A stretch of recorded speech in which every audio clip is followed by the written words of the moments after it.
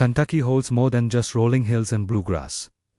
Beneath its forests and caves lie ancient mysteries, from cryptic petroglyphs and massive burial mounds to lost tribes and unexplained stone carvings. The bluegrass state is home to stories that challenge what we think we know about America's ancient past. Red River Gorge petroglyphs. There's something haunting about markings in stone. Unlike paper, wood, or even bone, they don't fade with time or disappear in a fire. They stay long after the people who made them are gone. Their carvings remain, chiseled into the cliffs, caves, and boulders, a permanent whisper from the past. In Kentucky's Red River Gorge, these stone messages still speak. The problem is, no one really knows what they're saying. Most people today know Red River Gorge as a place to hike, climb, and camp. It's beautiful in that quiet, ancient way. Towering sandstone cliffs, tangled forests, natural rock arches, if you're lucky enough to be there in the early morning. The fog hangs low, and the trees drip too like the forest is still half asleep. But hiding in all that beauty are strange carvings that most visitors never notice. They're not marked on trail maps. You won't find a plaque or a warning sign pointing you toward them. Sometimes you stumble on them by accident, etched into a flat rock wall or hidden beneath a weathered overhang. These spots used to be dry shelters, safe places where ancient people probably camped, cooked, or took cover during storms. And somewhere along the line, someone decided to leave something behind, something permanent. The petroglyphs carved into the gorge aren't like anything you'd see in a museum. There's no neat caption or translation underneath, just shapes, arrows, spirals, stick figures, hands, a few animals. Sometimes symbols that look like stars, suns, or even celestial patterns. But there's no clear storyline, and no two sets are exactly the same. Some are barely visible, worn down by time. Others are crisp and sharp, like they were carved with real intention. It's obvious they weren't all made at once. These symbols came in layers, each group possibly separated by centuries. Experts believe some of the oldest carvings could be 2,000 years old or more, most likely created by people from the Adena or Hopewell cultures who lived in this part of Kentucky around that time. Later petroglyphs may have been added by woodland or Mississippian people. And there's even talk that some carvings could have been made by colonial settlers who saw the older symbols and tried to copy them without understanding what they meant. But even if we know who might have made them, we're still in the dark about why. You can hike for hours in the gorge without seeing a single carving. Then, out of nowhere, you'll find a small patch of symbols on a vertical wall. No ruins, no fire pits, no burial mounds, just a quiet stretch of forest and a slab of stone that someone 1,000 years ago decided was worth marking forever. One of the better-known sites is near Skybridge, but again, it's not something you'll see marked off with ropes or signs. You have to know exactly where to look. And even when you're standing right in front of it, the carving can disappear unless the sun hits the rock just right. It's easy to walk right past them. Many people do. Some symbols may already be lost for good, erased by moss, washed away by rain, or buried under careless graffiti. That's part of what makes finding one feel so strange. You're staring at a human-made message, and it's like looking into a foggy mirror. You know there's something there, but you can't quite make it out. So, what do the symbols mean? There are plenty of theories. The most accepted idea is that they were spiritual or ceremonial, a kind of visual language used to tell stories, mark events, or record visions seen during rituals. Spirals, in particular, are often thought to represent the sun or time itself. Maybe they tracked the seasons. Maybe they pointed towards something sacred. Another theory says they were territorial signs, a way of saying this land belongs to us to other groups who might pass through, like an ancient version of a fence post or a boundary marker. But then, there's the more out there theory, the one that pops up on late-night forums and in fringe archaeology books. Some researchers and amateur historians have noticed that a few carvings in the gorge look eerily similar to symbols found across the ocean, things like Bronze Age European glyphs, even ancient Phoenician script. Does that mean people from the old world made it all the way to Kentucky before Columbus? Honestly, probably not. There's no solid proof, but the resemblance is strange enough that it gets people talking. And if you're into the paranormal, the gorge has plenty of stories to feed your curiosity. People talk about flickering lights deep in the woods where no one should be, strange voices or footsteps echoing from empty caves. Some even speak of the Watchers, shadowy figures seen near petroglyph sites, as if someone or something is still keeping an eye on the carvings. There's one story from a group of campers who swore they found freshly carved symbols on a rock face symbols. They were sure hadn't been there the night before. Maybe it was a prank, maybe they imagined it, or maybe some mysteries just don't like to be solved. Sadly, many of these petroglyphs are in danger. They're exposed to the elements. Rain, frost, plant roots growing through cracks. Some have already been damaged by people tracing over them, or worse, tagging them with spray paint. Most aren't protected by any law or organization. They just sit out there, aging quietly, one storm at a time. A few years ago, a team from the University of Kentucky set out to digitally record as many petroglyphs as they could. They used 3D scanning and photogrammetry to capture every line and curve. It's a slow, careful process, and the goal is to preserve what's left before it fades away entirely. But projects like this need time and funding, and both are in short supply. If you ever get a chance to see one of these carvings in person, it stays with you. You might be walking alone through thick woods, maybe just the sound of your boots on leaves. Then all of a sudden there's this wall of stone in front of you, and carved into it are symbols made by someone standing in that same spot centuries ago. No fences, no cameras, just you and that quiet connection through time. It's surreal, and it feels personal somehow. Today the gorge is known more for rock climbing and long weekends than ancient history. And that's okay. It's a beautiful place worth exploring. But deep in those woods is another story, an older one that barely gets mentioned. A language carved into stone that no one speaks anymore, but still lingers. If you go looking for these symbols, go with care. Don't touch. Don't trace. Just stand there for a moment and look. Try to imagine the hands that made them. What were they trying to say? Was it a warning, a prayer, a celebration? We might never know. But the fact that we're still asking means they succeeded in one thing. They were heard. And after all this time, they're still speaking. Kentucky giant skeletons. Back in the 1800s and early 1900s, Kentucky newspapers were filled with strange headlines that today sound more like folklore than fact. Farmers digging wells, crews clearing land, explorers poking around old burial mounds again. And again, the reports followed a familiar pattern. Someone would stumble onto a skeleton, but not just any skeleton, a giant. These bones, according to the articles, belonged to people who stood 7, 8, sometimes even 10 feet tall. Their discoveries came from all over. Lexington, Louisville, Barberville, even remote hollers in the Appalachian foothills. The descriptions were always the same. Long leg bones, skulls with odd shapes, burial mounds arranged in circular patterns, and often strange artifacts buried alongside copper tools, stone weapons, and what one paper called engraved tablets. Sometimes they mentioned even weirder details, like skulls with double rows of teeth, or bones so old and fragile they crumbled into dust the moment someone touched them. Now, let's be honest. Journalism in the 19th century had a flair for the dramatic. What we'd now call clickbait was just normal reporting back then. But these weren't just one-off stories. Dozens of similar accounts appeared over decades, not just in Kentucky, but across the Midwest and Appalachia, Ohio, West Virginia, Tennessee, Illinois, places where ancient mound-building cultures once lived. So, what was really going on? The most grounded explanation is that people were simply misjudging what they found. The Adena culture, for example, thrived in this region over 2,000 years ago. They built mounds, buried their dead with care, and yes, some of them were taller than average for the time, maybe an feet tall, maybe a little more. But even if you found someone that size, if you didn't know how to measure properly, or if the bones had shifted in the ground, it would be easy to overestimate, especially if you wanted to believe you were holding the remains of a giant. And remember, this was long before modern forensic science. There were no calipers, no proper preservation techniques. Someone finds a femur longer than expected,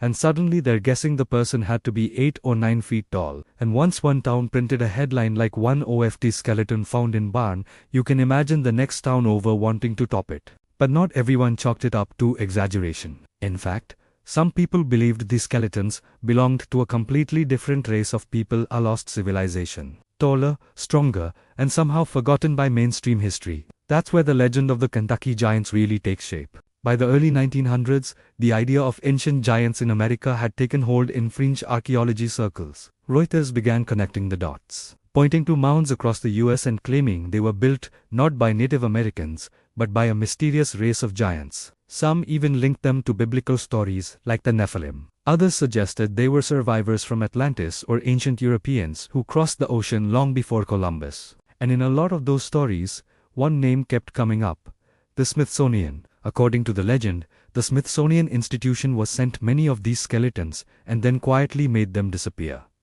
Some say they were locked away in a basement. Others believe they were destroyed entirely. The motive: to protect a version of history that didn't allow for ancient giants. Now, let's pause here for a second. It's true that the Smithsonian collected thousands of skeletons in the late 1800s and early 1900s.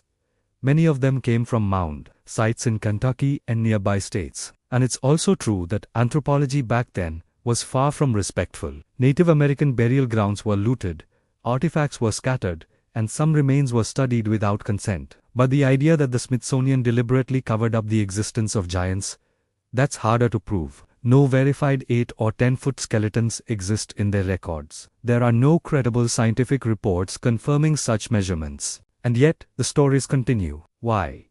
Because people remember what they saw, think they did. In Kentucky, you'll still find families who say their grandfather helped dig up giant bones while working a field. Some claim the skeleton sat in a barn for years before someone from the government took it away. Whether those stories are exaggerated, misremembered, or real, they've stuck around. They've become part of the regional folklore. And it's not just the size of the bones that keeps people curious. It's where they were found. Most of the accounts linked the discoveries to mound sites, those low, grassy hills that dot the landscape in places like Wycliffe or along the Ohio River. These mounds weren't just dirt piles. They were engineered, planned, and often aligned with the sun or stars. Some were used for burials, others for ceremonies, and we're still figuring out exactly how they were built and why. So when settlers came along in the 1800s and started leveling those mounds for farmland or digging into them out of curiosity, it's no surprise they found bones. The real question is whether those remains were truly outsized or simply misunderstood. Visiting the remaining mound sites today, it's hard to picture any of this. Most of the mounds have been flattened. Subdivisions and highways have taken their place. A few protected spots remain, like the Wycliffe Mound site in western Kentucky or some of the earthworks near Ashland. But there's no mention of giants. No signs pointing to lost civilizations, just grassy humps in the ground slowly blending back into the landscape. Long before there were gift shops or guided tours, people were venturing deep into Mammoth Cave. And not just for fun. Some of the oldest artifacts ever found inside woven sandals, torches made from river cane, simple stone tools are over 4,000 years old. Think about that. Ancient people, with nothing but handmade lamps and gut instinct, went farther into the dark than most of us would ever dream of going. Not just a few feet past daylight, but miles into the black. What's weird is what they left behind and what they didn't. Archaeologists have found all kinds of items inside the cave. Tools, torches, baskets. But no signs of permanent living. No cooking fires, no more food scraps, no more ash piles or sleeping areas. This wasn't a place where people stayed. It was a place they entered, did something specific, and then left. But what were they doing? One obvious guess is mining. Mammoth Cave is rich in minerals, especially saltpeter, which was used for preserving meat and making gunpowder. But that activity came much later, in the 1700s and 1800s. The early Native Americans who explored the cave were there thousands of years before saltpeter had any use. Some researchers believe they were collecting other minerals, like gypsum or epsomite, for ceremonial or medicinal purposes. But there's another idea, and it's harder to pin down, that the cave was a sacred place. In some Native American traditions, caves represent a kind of gateway, the entrance to the underworld, not a hellish place, but a realm of spirits, ancestors, or transformation. If that's true, then maybe the trips into the cave weren't about gathering anything physical. Maybe they were about ceremony, about ritual, about connecting with something beyond this world. One discovery in particular brings that theory into sharp focus. In the 1930s, deep in a dry tunnel far from any natural light, researchers found something unsettling: the preserved body of a Native American man. He had been crushed by a rockfall, maybe while digging or moving through the cave. And thanks to the cool, dry air, his body was mummified. Alongside him were tools, baskets, and other belongings, untouched for over 1,000 years. The discovery made national headlines, and for a while a decision that feels wrong in hindsight, his body was put on public display. He was treated as a curiosity, not a person. Eventually, he was reinterred, but the question lingers. What was he doing down there, so far from the surface? Was he part of a group on a spiritual journey? Did he get lost, or was he sent into the cave alone, on purpose, maybe as part of an initiation? We don't know. And honestly, we may never know. But the cave keeps asking. Even after Native Americans stopped using Mammoth Cave, the mystery didn't go away. In the 1800s, it became a tourist destination. Tour guides would lead candlelit walks into the deep tunnels. Some were safe, others not so much. There were stories of visitors getting turned around in total darkness, of stepping too close to cliffs, or of hearing echoes that didn't make sense, water dripping in strange rhythms or voices in tunnels where no one else was. One of the most famous early guides was a man named Stephen Bishop. He was formerly enslaved, and he knew more about the cave than anyone else in his time. He was the one who gave names to many of the cave sections, names that are still used today. But there's a legend about Stephen Bishop that's never gone away. It says he found a tunnel deeper than anyone had seen before, a place he never told anyone how to reach. According to the story, he warned others to stay away. No one knows if that's true, but it's a story people still tell more than a century later. And then there's the modern stuff, the things that keep Mammoth Cave mysterious. Now, cavers today are much more equipped than people were back then. They've got high-powered lights, maps, radios, but even now, experienced explorers report getting disoriented in mapped sections of the cave. Tunnels they've walked a dozen times suddenly feel unfamiliar. Turns there sure weren't there before. Some chalk it up to fatigue, others blame the weird acoustics or the sensory deprivation, but a few aren't so sure. Then there are the disappearance stories. People wandering off trail and vanishing for hours, even days. In almost all cases, they're eventually found shaken, confused, but alive. Their stories often include strange details, flickering lights in the distance, footsteps behind them, the feeling of being watched. Classic cave horror stuff. Except they're not telling it like a ghost story. They're telling it like it happened. Paranormal investigators have taken notice. They focus on areas like Corpse Rock, a part of the cave where the mummified remains were once displayed. Visitors there report cold spots, nausea, sudden chills, or that familiar sensation of being followed. Skeptics say it's just psychological, the mind playing tricks. Maybe. But once the cave gets in your head, it stays there. And the biggest mystery, it's that we still don't know how far Mammoth Cave actually goes. The 400 miles we've mapped, that's just the explored part. Every few years, someone pushes the boundary a little farther. They crawl into a tight crack or dive through an underwater passage, and suddenly another chamber opens up. Some areas are too unstable to explore. Others are off limits to protect wildlife or cultural remains. But they're out there, waiting. It's entirely possible that there are artifacts or even human remains still sitting in untouched parts of the cave, places no one's been in 1,000 years. And the longer they sit, the more the cave protects them. The dry air, the cool temperatures, the silence, it's like time slows down inside. Today, if you visit Mammoth Cave, it's a lot more comfortable than it used to be. There are paved walkways, handrails, electric lighting, rangers lead tours. You won't get lost unless you're really trying. But even with all the modern safety, there's something about stepping into that cave that feels different. The air is cooler. The light disappears quickly. Sound behaves in strange ways. It echoes. It dampens. It surprises you. And somewhere in that silence, you feel it. The weight of history, the presence of something older, deeper, and harder to explain than what's on the tour guide script.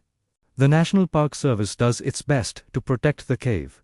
But it's a living, shifting thing. Sinkholes collapse. Floods reroute the tunnels, rockfalls change the layout. Every so often, new cracks appear. And who knows what they'll lead to? Maybe just more limestone. Maybe nothing. Or maybe something that explains why ancient people kept coming back, even when it meant walking miles into the dark with nothing but a flickering torch and faith. Whatever they were looking for, it was worth it to them. The Lost Tribe of Big Bone Lick.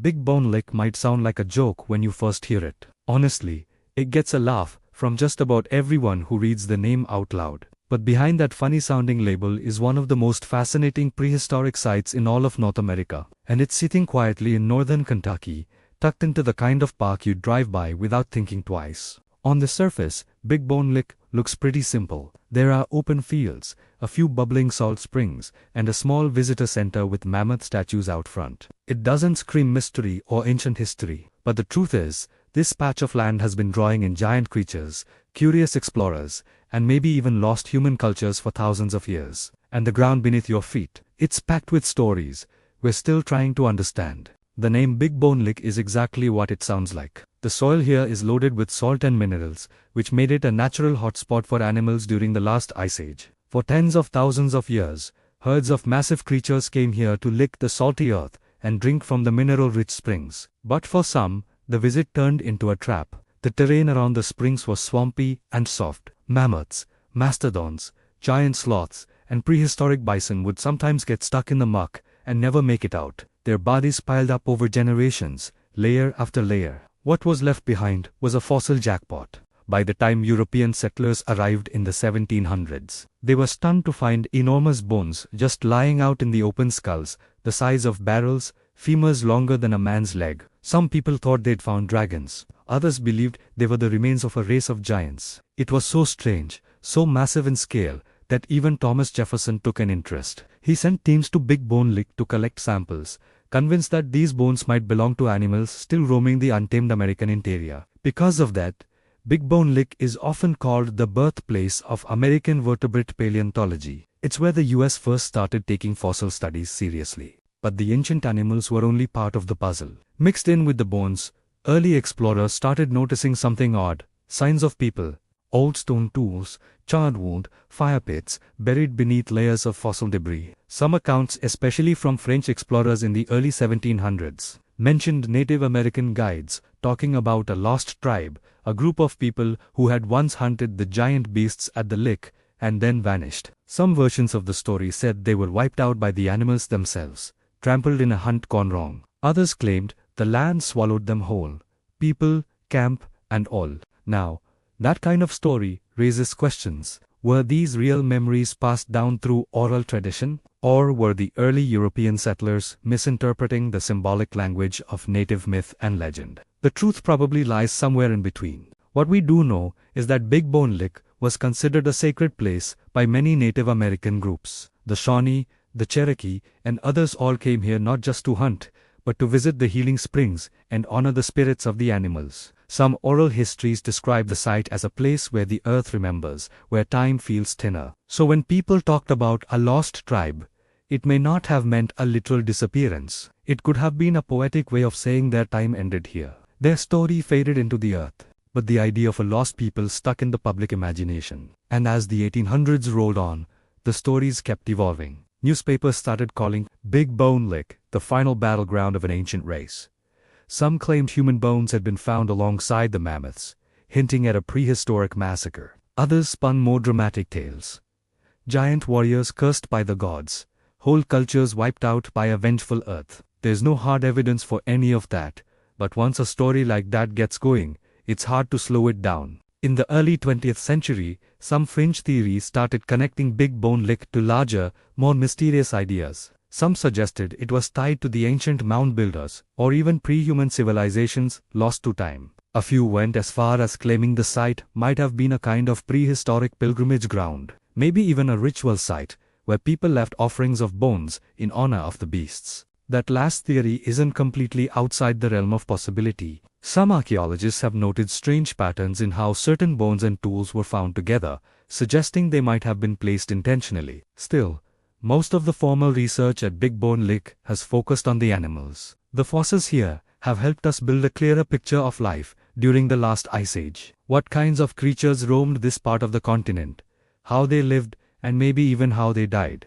By the time European settlers arrived in the 1700s, they were stunned to find enormous bones just lying out in the open, skulls the size of barrels, femurs longer than a man's leg. Some people thought they'd found dragons. Others believed they were the remains of a race of giants. It was so strange, so massive in scale, that even Thomas Jefferson took an interest. He sent teams to Big Bone Lick to collect samples, convinced that these bones might belong to animals still roaming the untamed American interior. Because of that, Big Bone Lick is often called the birthplace of American vertebrate paleontology. It's where the US first started taking fossil studies seriously. But the ancient animals were only part of the puzzle. Mixed in with the bones, early explorers started noticing something odd: signs of people, old stone tools, charred wood, fire pits, buried beneath layers of fossil debris. Some accounts, especially from French explorers in the early 1700s, mentioned Native American guides talking about a lost tribe, a group of people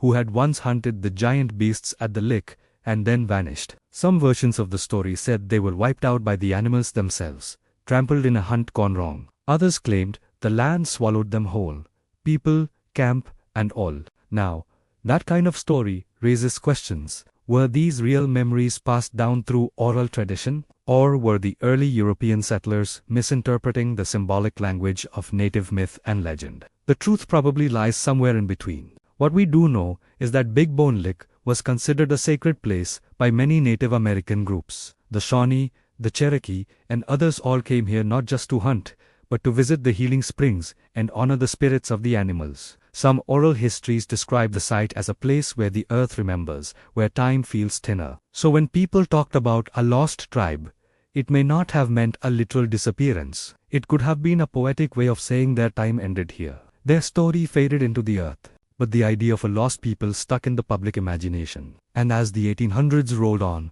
the stories kept evolving. Newspapers started calling Big Bone Lick the final battleground of an ancient race.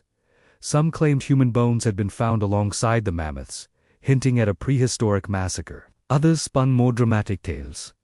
Giant warriors cursed by the gods, whole cultures wiped out by a vengeful earth. There's no hard evidence for any of that, but once a story like that gets going, it's hard to slow it down. In the early 20th century, some fringe theories started connecting Big Bone Lick to larger, more mysterious ideas. Some suggested it was tied to the ancient mound builders, or even pre-human civilizations lost to time. A few went as far as claiming the site might have been a kind of prehistoric pilgrimage ground, maybe even a ritual site, where people left offerings of bones in honor of the beasts. That last theory isn't completely outside the realm of possibility. Some archaeologists have noted strange patterns in how certain bones and tools were found together, suggesting they might have been placed intentionally. Still, most of the formal research at Big Bone Lick has focused on the animals. The fossils here have helped us build a clearer picture of life during the last ice age. What kinds of creatures roamed this part of the continent, how they lived, and maybe even how they died. The human side of the story, though, remains mostly untouched. Part of that is practical. Big Bone Lick is a protected park now, and some areas haven't been excavated in decades. There's also a deep respect for the possibility that the land might still be sacred. Digging too deep could disturb more than just artifacts. It could disturb the memory of something important, even if we don't fully understand what it is. If you visit today, it's a quiet place. You'll see families walking the trails, kids climbing on the replica mammoths, and picnic tables under shady trees. The salt springs still bubble quietly, their edges crusted in white. The whole place feels calm, peaceful even. But there's something under that surface. You can feel it in the stillness, in the way the land dips and rises just slightly, like it's hiding old wounds. There's a small museum with some tools, bones, and maps. But the big story is the ones about the lost tribe, the whispers of giants, the strange mix of myth and science. You don't see those on the signs. You have to dig for them. Ask a local. Or better yet, sit for a while and listen. The past doesn't always speak loud. What's especially intriguing is that Big Bone Lick isn't alone. All over the country, we hear these same kinds of stories. Of people who came before, who vanished without a trace, leaving behind just enough to make us wonder. This site fits perfectly into that pattern. Ancient animals, scattered tools, unexplained silences. It's enough to make you question what we really know. In the end, maybe there was no lost tribe. Maybe it was just a few hunters who stopped here again and again, their fires buried under the same mud that swallowed the mammoths. Or maybe there's more. An entire chapter of human history still locked beneath the soil, waiting for someone with the right tools and the right questions to uncover it. Either way, Big Bone Lick is one of those places that leaves an impression. Not because of what you see, but because of what you feel on a cool evening when the grass is swaying and the last bit of sun hits the hills just right. You might find yourself standing there, looking out at the springs, and imagining what this place looked like 12,000 years ago. The bones, the hunters, The stories that vanished like smoke. Something happened here.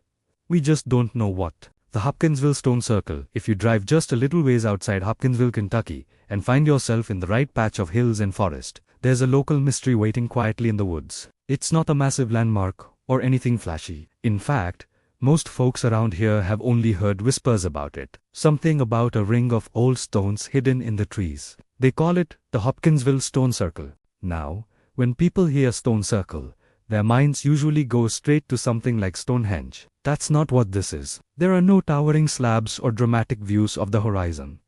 Instead, this circle is modest. Weathered stones, each standing about 3 to 5 feet tall, form a rough ring out in the woods. And while it may not look like much at first glance, there's something about it that sticks with you, especially because no one really knows who built it, when, or why. What makes this site so strange is how little official attention it's gotten. It's never been fully mapped, excavated, or studied by archaeologists. Most of what we know comes from old stories, bits of regional folklore, and the occasional reference in farm diaries or newspaper letters. But despite these scattered sources, a few details stay consistent. The circle is made up of large upright stones set firmly into the ground. It measures anywhere from 30 to 60 feet across, depending on who you ask. And for years, it was mostly forgotten, swallowed up by brush, buried under soil and time. It wasn't until the 1930s that people really started talking about it again. A few local history buffs wrote letters to the paper wondering aloud about its origins. Some believed it was built by Native Americans, maybe by the woodland or Mississippian cultures who were known to build earthworks and ceremonial sites across the region. Others argued it didn't look like anything they'd seen from those cultures. Maybe early European settlers built it, they said, as a boundary marker or a simple gathering place. And then of course came the more fringe ideas, that the circle was far older than anyone thought, possibly built by people who arrived here before Columbus, maybe even long before. To be fair, there's no solid proof for any of these theories. No tools have been found, no carvings or artifacts, and since no formal dig has ever been done, everything we know is based on observation and speculation. Over the years, some of the stones may have been moved, whether by curious explorers, land development, or simple neglect. But even now, if you manage to find the place, enough stones remain to make out the full shape, and when you stand in the center of it, it doesn't feel random. It feels intentional, like someone meant it to be exactly this way. One of the more interesting local theories is that the stones line up with solar events. A few amateur astronomers who've studied the site say some of the gaps between the stones line up with sunrise and sunset during the spring and fall equinoxes. Others say the shadows the stones cast during certain times of the year fall in noticeable patterns. Could it have been some kind of calendar, an early observatory? It's hard to say. The tree line around the site has changed a lot over the last 100 years, and the area is pretty overgrown now, which makes any precise measurement tough. But the idea isn't far-fetched. Plenty of ancient cultures tracked time through the movement of the sun, including groups right here in North America. And then there's the energy. This part of the story depends on who you ask. Some people who visited the circle say they felt something strange, like a quiet hum in the air or a faint vibration under their feet. Not exactly scary, just different. A few have said their dogs refused to step inside the circle, or that the birds went oddly quiet while they were standing there. Skeptics say it's all in people's heads, the power of suggestion, a mix of quiet woods and a good story. But it's hard to ignore the fact that multiple people have come away from this place feeling the same eerie calm. Whether it's imagination or not, the feeling tends to linger. In the 1970s, a small group interested in what they called earth mysteries visited the circle with dowsing rods. They believed the site sat on a ley line, one of those supposed energy paths that connect ancient sacred places across the globe. It's not exactly scientific, but the idea added to the circle's mystique. Since then, a whole variety of folks have made their way to the site. Meditation groups, paranormal investigators, and people just looking for a quiet place to think. Some people even link the circle to Hopkinsville's most famous unexplained event, the 1955 Kelly-Hopkinsville encounter. That's the one where a family claimed to have fought off strange, goblin-like creatures during an all-night ordeal. It's a UFO legend now, one that still draws curiosity seekers to the area. And while there's no direct connection, some locals have speculated that the same energy that attracted those visitors might have something to do with the stone circle, too. It's a stretch, But in a town where the line between fact and folklore is already blurry, the idea doesn't seem that wild. Another theory, though less talked about, is that this circle wasn't an isolated structure. Some believe it was just one piece of a larger network, maybe a series of ceremonial or astronomical sites spread out across western Kentucky. In the 1990s, an amateur researcher tried to prove this by mapping similar stone arrangements and burial mounds in the region. He noticed that several of them formed a loose arc across the map. It never went anywhere beyond hand-drawn sketches and personal notes, but those sketches still float around among regional history buffs. As for the stones themselves, they're plain. No engravings, no symbols, nothing you can point to and say, this was their purpose. Some believe they were just utilitarian, maybe for fencing or marking land. Others think any markings they may have once had have simply worn away. A few take it a step further and suggest they were never meant to be marked at all. Maybe the message was in the layout, the way the stones relate to one another and to the landscape. Getting to the site today is tricky. It's on private land now, and the current owners aren't exactly welcoming of uninvited visitors. Over time, fences have gone up, old paths have faded, and nature has done its part to hide the trail. But that doesn't stop everyone. Some curious hikers stumble across it by accident. Others go looking for it on purpose, armed with vague directions and a lot of determination. What's left is more suggestion than certainty. A quiet circle of standing stones, mostly forgotten by the outside world, still standing in the Kentucky woods. There's no big sign, no visitor center, no plaque explaining its origin, and maybe that's what makes it special.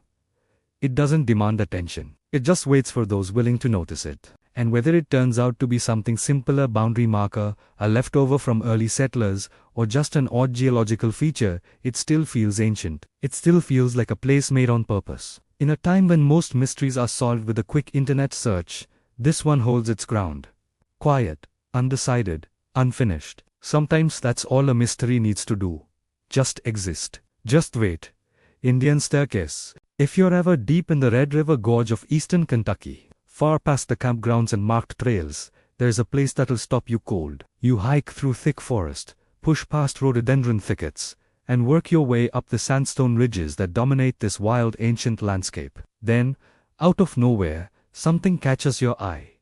It looks like a staircase, not a modern one, not made of wood or metal. This is a staircase cut straight into the rock itself. Locals call it the Indian Staircase. From a distance, it doesn't even look real, just a strange pattern of shallow steps etched into a stone bluff that rises steeply above the forest floor. But the closer you get, the more obvious it becomes.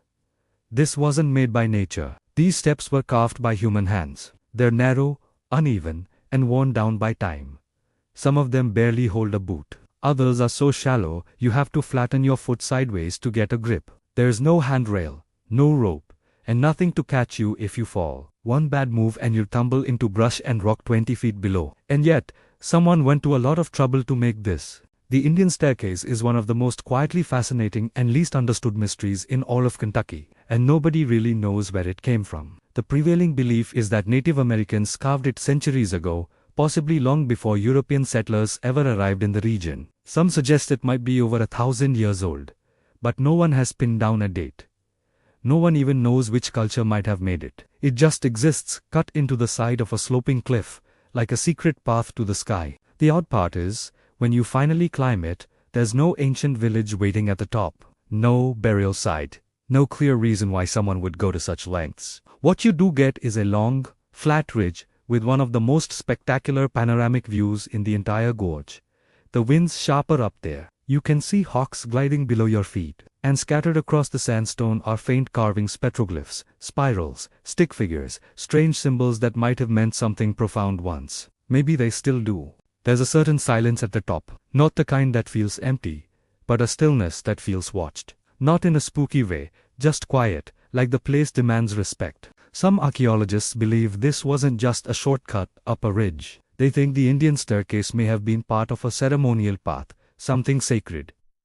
The climb is tough. It takes effort, concentration, and balance. That's led to the idea that it might have been a ritual ascent. Maybe a rite of passage, something only certain people were allowed or expected to do, the kind of journey that meant something by the time you reached the top. Others think the spot was used to watch the sky. The ridge line gives you an unobstructed view of the sunrise and sunset, especially during the solstices and equinoxes. That's led to speculation that the site had astronomical meaning, not necessarily in a scientific sense, but spiritual.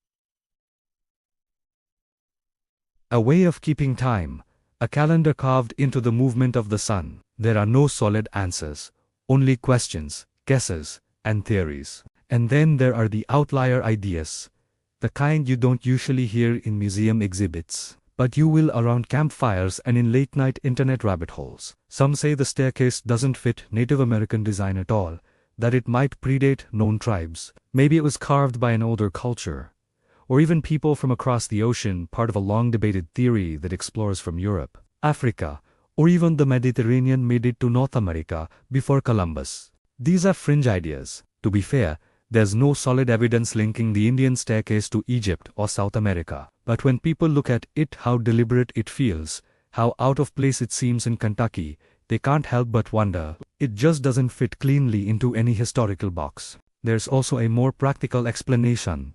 It was a hunter's shortcut. The Red River Gorge is rich in game.